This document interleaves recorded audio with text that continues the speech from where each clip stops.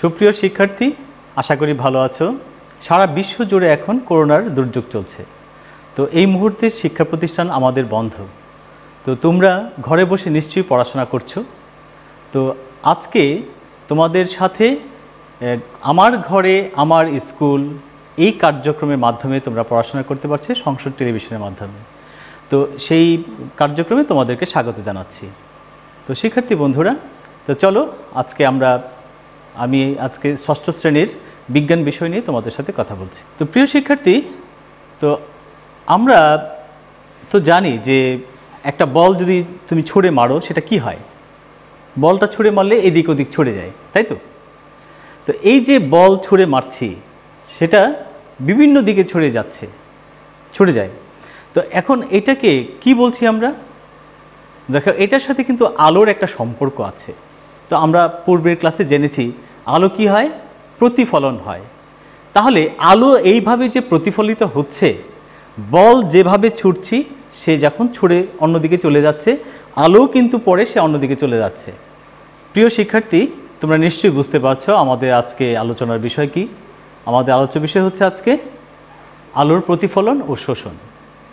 অর্থাৎ আলো প্রতিফলিত হচ্ছে এবং কিছু কিছু জায়গায় প্রতিফলিত না হয়ে শোষিত হয়ে যাচ্ছে। আলোর প্রতিফলন আমরা পূর্বের ক্লাসে কিছুটা জেনেছি যে আলো কি হচ্ছে?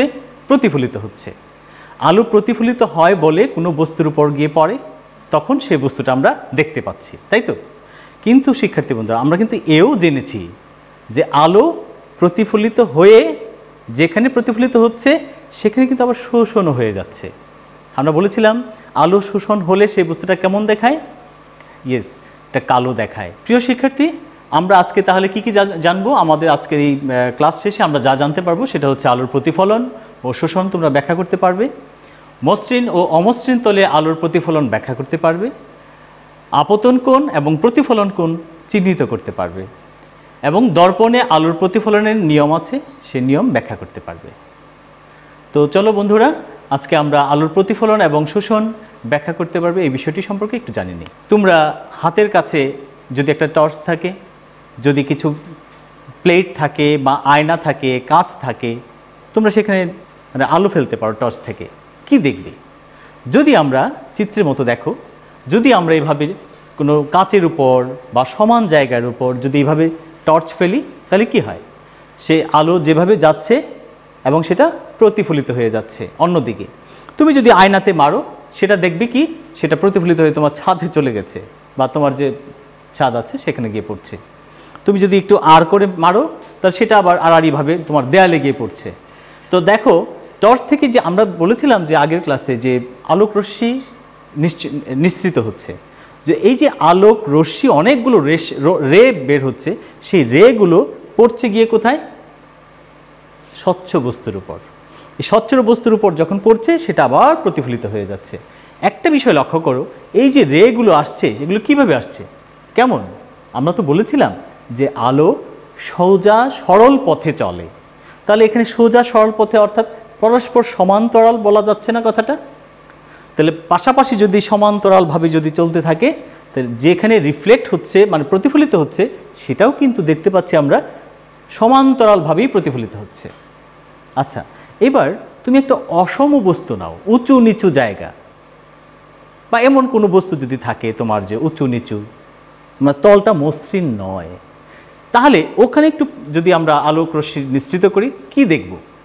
দেখো চিত্রে, যদি আমরা আলোক রশ্মি নিঃসৃত করি, শিক্ষার্থী বন্ধুরা, আমরা আলোক রশ্মি যখন দিচ্ছি ওই তলে, আলোক রশ্মি কিন্তু সমান্তরালভাবেই যাচ্ছে, তাই না? আলোক রশ্মি কিন্তু সমান্তরালভাবেই পড়বে, কারণ আমার টর্চ থেকে আলো বের হচ্ছে, সেটা আলোক রশ্মি আমরা জানি সমান্তরালভাবে যাবে, সুতরাং সমান্তরালভাবে যাচ্ছে। তো বেরোচ্ছে কীভাবে একটু দেখো তো। দেখো, তোমার ঘরে বিভিন্ন জায়গায় ছড়িয়ে ছিটিয়ে আলোটা পড়ছে, তার মানে এটা হচ্ছে অনিয়মিত। তার মানে আলোক রশ্মিটা বিচ্ছুরিত হচ্ছে অনিয়মিতভাবে। এই যে প্রতিফলিত হয়ে অন্যদিকে চলে যাওয়া, কেমন? সেটা নিয়মিতভাবে যাচ্ছে না, সমান্তরাল যাচ্ছে না, এটা অনিয়মিতভাবে যাচ্ছে। কিন্তু আগে যেটা দেখেছো, আমাদের আলোক রশ্মিও বের হচ্ছিল সমান্তরালভাবে, আর সেটা আবার প্রতিফলিত হচ্ছিল সমান্তরালভাবে। এটা আমরা নিয়মিত প্রতিফলন বলতে পারি। আর যখন তলটা উঁচু নিচু হবে, খাঁজ থাকবে কিন্তু মসৃণ যদি না হয় আর কি, তাহলে আলোক রশ্মি আমরা যখন আলো ফেলবো সেটা যখন প্রতিফলিত হবে, সেটা তখন এভাবে অনিয়মিতভাবে গিয়ে ছড়িয়ে ছিটিয়ে পড়বে। তাহলে শিক্ষার্থী বন্ধুরা, এইভাবে যে প্রতিফলন আমরা একবার দেখছি সমান্তরাল হচ্ছে, কিন্তু যখন তলটা ভিন্ন দেখছি অর্থাৎ উঁচু নিচু খাঁজ, তখন হচ্ছে অসমান্তরাল, তখন আর সমান্তরাল থাকছে না।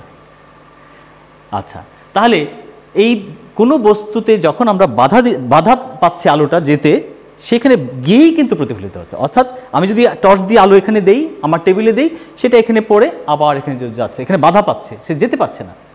যখনই বাধা পাবে, যদি তলটা মসৃণ হয় তখনই সেটা সমান্তরালভাবে যাবে, আর যদি তলটা মসৃণ না হয়, অসমান্তরাল হয় বা উঁচু নিচু হয়, খাঁজ হয়, অর্থাৎ অমসৃণ হয়, তবে সেই বিচ্ছুরণটা বাধা পেয়ে আর যেতে পারবে না আলো, সে বাধা পেয়ে কী হবে, অনিয়মিত আকারে যাবে, অর্থাৎ সমান্তরাল থাকছে না। তো শিক্ষার্থী বন্ধুরা, আমাদের এই আলো যেখানে যে বস্তুতে পড়ছে, সেখানে যদি মসৃণ অমসৃণ যাই হোক না কেন, সেই তলে বাধা পেয়ে সে বিচ্ছুরিত হচ্ছে, প্রতিফলিত হচ্ছে। কিছু কিছু ক্ষেত্রে শোষণ হয়ে যায়, মানে আলো শোষণ হয়ে যাচ্ছে। তো শোষণ যখন যেখানে হয় সেখান থেকে আর রিফ্লেক্ট হচ্ছে না, তার মানে সেটা হচ্ছে কালো বস্তু। তুমি কালো বস্তুর উপর টর্চ ফেলো, দেখবে কালো কাপড়ের উপর টর্চ ফেলবে, সেখান থেকে কিন্তু আলো আর তুমি প্রতিফলন পাবে না। তো শিক্ষার্থী বন্ধুরা, আমরা তাহলে দেখতে পাচ্ছি যে কোনো পৃষ্ঠ যদি মসৃণ হয় বা চকচকে হয়, যে বস্তুটা যত বেশি চকচকে, যত বেশি মসৃণ, সেখান থেকে আমরা বেশি আলো প্রতিফলিত পাবো। তাহলে তোমার হাতের কাছে এমন কি জিনিস আছে যেটা সবচেয়ে সুন্দর এবং চকচকে এবং মসৃণ? ইয়েস, কাঁচ, অর্থাৎ তোমার আয়না। তুমি তো প্রতিনিয়ত আয়নায় সামনে গিয়ে মুখ দেখো, তো সেই আয়নাটা হচ্ছে স্বচ্ছ একটা কাঁচ এবং প্রতিফলিত হচ্ছে খুব সুন্দরভাবে সেখান থেকে। তোমরা কিন্তু বাসায় যে প্লেট আছে, ধরো তোমার স্টিলের একটা প্লেট আছে, যে থালায় তুমি খাবার খাও, সেই প্লেটেও দেখবে কিন্তু যখন তুমি প্লেটটা তোমার সামনে নিয়ে ধরবে, তোমার চেহারাটা দেখা যাবে, কিন্তু আয়নার মতো কি না, আয়নার মতো কিন্তু হচ্ছে না, স্বচ্ছ হচ্ছে না। তার মানে কি, এটা মসৃণ কিন্তু স্বচ্ছ সেই কাচের মতো নয়। তাহলে কি বোঝা যাচ্ছে? পদার্থের অবস্থান, মানে বিভিন্ন রকমের দ্রব্যে বিভিন্ন রকম পদার্থের বিভিন্ন রকম আমরা প্রতিফলন পাব। সকল বস্তু থেকে আমরা সমান প্রতিফলন আলোর পাবো না। আচ্ছা, তো এবার কাঠের টুকরো, কাগজ, প্লাস্টিক, এগুলোর বেলায় কি হবে? এরা কি প্রতিফলন করছে না? করছে বন্ধুরা, এরাও কিন্তু প্রতিফলন করছে, কিন্তু কম, যেটা হয়তো তুমি কম দেখতে পাচ্ছ, বা আলোর প্রতিফলনটা খুবই কম হচ্ছে। তাহলে কোনটিতে বেশি উজ্জ্বল প্রতিফলন? সেটা নিশ্চয়ই যে বস্তুটা, ভালো করে মনে রাখো, যেটা স্বচ্ছ, যেটা চকচকে, যেটা সুন্দর চকচকে, সেখান থেকে আমরা ভালো একটা প্রতিফলন আলোর পাবো। শিক্ষার্থী বন্ধুরা, আমরা এখানে কি কি দেখলাম? আমরা দেখলাম যে যদি পদার্থের বিভিন্ন রঙের আছে, সেই বিভিন্ন রঙের কারণে বা তার যে পদার্থের মসৃণতার কারণে, স্বচ্ছতার কারণে আলো কিছু শোষণ হচ্ছে, কিছু প্রতিফলিত হচ্ছে। যে বস্তুটা বেশি অস্বচ্ছ, সেখান থেকে আলো খুব কম প্রতিফলিত হয়। তাহলে রঙের কারণেও কিন্তু সেটা হয়। বিভিন্ন রঙের যখন থাকবে, সেখানে আলো এই শোষণ করে, কিন্তু কালো যখনই দেখি আমরা যে কালো, মানে সে সবগুলো রং সে শোষণ করে নেয় আলোর, যার ফলে সেই বস্তুটাকে কালো দেখায়। সেগুলো তোমরা উপরের শ্রেণীতে আরও বেশি জানতে পারবে, যে শোষণ কীভাবে হচ্ছে, কোন কোন রং থাকলে কেমন হয়। তো আমরা শুধুমাত্র এখানে আমাদের যে মসৃণ তল, অমসৃণ তল, আর এই যে বস্তু কোন বস্তুতে পড়লে কেমনভাবে সেটা প্রতিফলিত হচ্ছে, এই সম্পর্কে একটু ধারণা আমরা পেয়ে গেলাম। তো এবার চলো বন্ধুরা, যে আমরা, আচ্ছা শিক্ষার্থী বন্ধুরা, এবার আমরা দেখি দর্পণে, বা আমরা তো চিনি দর্পণ মানে হচ্ছে আয়না, সেই দর্পণে আলোর প্রতিফলনের কি কি নিয়ম আছে। তো দর্পণে আমরা যখন চেহারা দেখি, আমরা আমাদেরকে নিজেকে দেখতে পাই। লক্ষ্য করো, কখনো কি এটা খেয়াল করেছো যে দর্পণের সামনে গিয়ে যে আমি দাঁড়িয়েছি, আমাকে কেমন দেখাচ্ছে কি দেখাচ্ছে, কোন হাতটা দেখাচ্ছে, কি দেখাচ্ছে, এমন কি প্রশ্ন তোমার মনে জেগেছে? অর্থাৎ তুমি বাম হাত দেখাচ্ছ, সেটা কি ডান হাত হয়ে গেল, নাকি ডান হাত দেখাচ্ছ বাম হাত হয়ে গেল, বা তুমি তোমাকে কেমন দেখছো? এখন এই দর্পণের কিছু নিয়ম আছে প্রতিফলনের, সেই সম্পর্কে আমরা একটু দেখি। আচ্ছা, এবার তুমি একটা বল তুমি দেয়ালে ছোড়ো, তো আমরা দেখতে পাচ্ছি যে দেয়ালে যদি বল ছোড়ে তাহলে কেমন দেখায়, কি হয়? সেই বলটা এদিক ছুড়লে ওদিক চলে যাচ্ছে। যদি সোজা মারি তাহলে কি হবে বন্ধুরা? সোজা যদি মারতে পারি তাহলে সেটা সোজাই তোমার দিকে আবার চলে আসবে, তাই তো? আলো কিন্তু তেমনই একটা বিষয়, আলো কিন্তু তেমনই একটা বিষয়। যদি সোজা মারি, আমরা যদি ছড়ি যে টর্চ থেকে, সেটা আবার সোজা আমার দিকেই ব্যাক করে। তাহলে এই যে বল ছোড়া আর এই যে আলো, এই দুটোরই কিন্তু প্রতিফলন নিয়মটা অনেকটাই এক। এখানে যে আমরা যখন ছড়ি, এখানে একটা কোণ তৈরি করে অবিলম্বের সাথে। যখন ছোড়া হয় আলোর, তখন কি হয়? যখন আলোটা ছড়ি তখন অবিলম্বের সাথে একটা কোণ তৈরি করে। তো এই কোণটাকে বলা হয় আপতন কোণ। অর্থাৎ আমাদের যে আলোটা পতিত হচ্ছে, অর্থাৎ আলোটা যখন পতিত হচ্ছে, আলো যখন এইভাবে পতিত হচ্ছে, এটা হচ্ছে পতিত হওয়ার কারণে আলোর আপতিত হচ্ছে। যখন এটা অবিলম্ব এখানে আঁকা হবে, তাহলে অবিলম্বের সাথে সে একটা কোণ তৈরি করবে, সেটা হচ্ছে আপতন কোণ। আর সে যখন আবার ফিরে যাচ্ছে, আমরা চিত্রে দেখতে পাচ্ছি, সে যখন আবার ফিরে যাচ্ছে অবিলম্বের সাথে একটা কোণ তৈরি করছে, এটাকে বলবো আমরা প্রতিফলন কোণ। অর্থাৎ আপতন কোণ এবং প্রতিফলন কোণ দুটোই কিন্তু সমান হয়, তো প্রিয় শিক্ষার্থী, আমরা তো জানি যে আলো যখন কোনো বস্তুতে পড়ে তখন সেটা আবার প্রতিফলিত হয়। এই যে পড়া অর্থাৎ পতিত হওয়া, তা আলো যখন যখন কোনো বস্তুতে পড়বে তখন সেটা কি হবে? এদিকে প্রতিফলিত হয়ে এদিকে যাবে। অর্থাৎ এইভাবে এসে যখন এইভাবে আবার চলে যাবে, তাহলে এখানে যদি আমরা একটা লম্ব চিন্তা করি, তাহলে যখন এইভাবে এসে পড়ে তখন এই লম্বের সাথে একটা কোণ তৈরি হয়, এইটাকে বলছি আমরা আপতন কোণ। আর এই লম্বের সাথে আবার যখন এদিকে প্রতিফলিত হয়ে যাচ্ছে, তখন এই লম্বের সাথে এখানে একটা কোণ তৈরি হচ্ছে, এটাকে বলবো আমরা প্রতিফলন কোণ। অর্থাৎ এই আপতন কোণ আর এই প্রতিফলন কোণ, যে কোণে আপতন হচ্ছে আবার সেই কোণেই প্রতিফলিত হচ্ছে। তোমরা চিত্রে লক্ষ্য করছো যে কোণে আপতিত হচ্ছে আবার সেই কোণেই প্রতিফলিত হচ্ছে। এখানে আপতন কোণ এবং প্রতিফলন কোণ কিন্তু সমান হয়।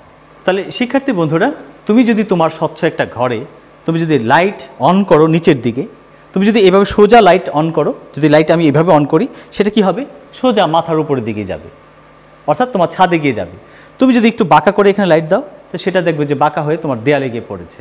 তাহলে অথবা তুমি যদি দেয়ালের এই পাশে লাইট দাও, তাহলে কি হবে? একটা যে কোণে যাবে আবার সেই কোণে ওইদিকে ওই পাশের দিকে যাবে। তো এইভাবে আমরা বিভিন্নভাবে লাইট বিভিন্ন তোমার দেয়ালে, নিচে, উপরে তুমি ছড়ে দেখতে পারো যে কিভাবে আলোটা প্রতিফলিত হচ্ছে। এটা অ্যাজ লাইক তোমার একটা বল, তুমি যদি একটা টেনিস বল ছোড়ো, যে কোণে যেদিকে ছাড়বে সে কিন্তু সেই কোণ করে আবার যে কোণে যাচ্ছে দেয়ালের সাথে, আমরা যদি এখানে একটা অবিলম্বের কথা চিন্তা করি, আবার সেই দিকে ঠিক সেই কোণেই ফেরত যাচ্ছে। অর্থাৎ এই যে আমরা বল ছুড়ে দিচ্ছি, আর এখানে আপতন কোণ যদি চিন্তা করি তাহলে অবিলম্বের সাথে হবে, আর যখন বল আবার যখন চলে যাচ্ছে সেটাও অবিলম্বের সাথে একটা কোণ তৈরি করছে, অর্থাৎ আপতন কোণ এবং প্রতিফলন কোণ। তো আলোর এই প্রতিফলন কিন্তু তোমরা ঘরে পরীক্ষা করে নিজেরাই দেখতে পারো। প্রিয় শিক্ষার্থী, তাহলে আমরা কি দেখলাম?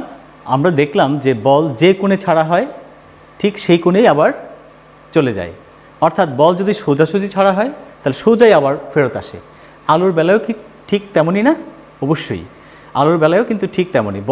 আলো যদি সোজা পথে যায়, আবার সে যেখানে বাধা পাবে সে আবার সোজা পথে তোমার দিকে চলে আসবে। যদি কোণ করে ছাড়া হয় তাহলে সেটাও কোণ করে আবার প্রতিফলিত হবে। তো শিক্ষার্থী বন্ধুরা, তোমাদের মনে বোধহয় এখন নিশ্চয়ই একটা প্রশ্ন উঠেছে যে আপতন কোণ, অভিলম্ব, নতুন শব্দ, বুঝতে পারছি না। তো চলো বন্ধুরা, আমরা একটা ভিডিওর মাধ্যমে একটু দেখে নেই যে আপতন কোণ কীভাবে সৃষ্টি হচ্ছে এবং প্রতিফলন কোণ কীভাবে সৃষ্টি হচ্ছে।